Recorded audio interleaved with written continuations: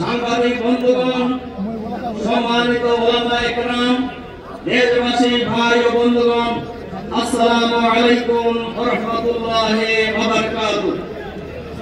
সংগ্রামী ভাই এবং বন্ধুগণ, আজকের এই সরোয়ার্দী উদ্যানে আজকে আমরা যে মহাসম্মেলনে উপস্থিত হয়েছি, এটা আজকে শুধু সরোয়ার্দী উদ্যান নয়, গোটা বাংলাদেশের সরোয়ার্দী উদ্যানে পরিণত হয়েছে।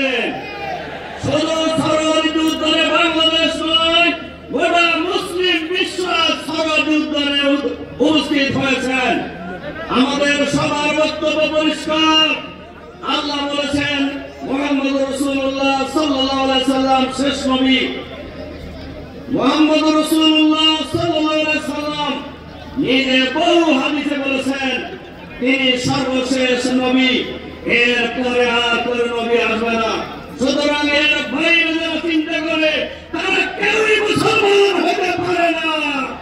সবাই মুসলিম। আমরা যদি এই বাংলাদেশে জনগণ যদি আমাদেরকে নির্বাচিত করে, এই বাংলাদেশের আগামী দিনে অমুসলিম কাদিয়ানীরা অমুসলিম ঘোষিত হবে ইনশাআল্লাহ। সংগ্রামী ভাই এবং বন্ধুগণ, কাজেই অমুসলিমের ব্যাপারে, কাদিয়ানীদেরকে অমুসলিম ঘোষণার ব্যাপারে কারোর কোনো দ্বিমত নেই। আসুন আমরা সবাই মিলে এই আন্দোলনকে আরো জোরদার করি, সেই আহ্বান জানিয়ে আমার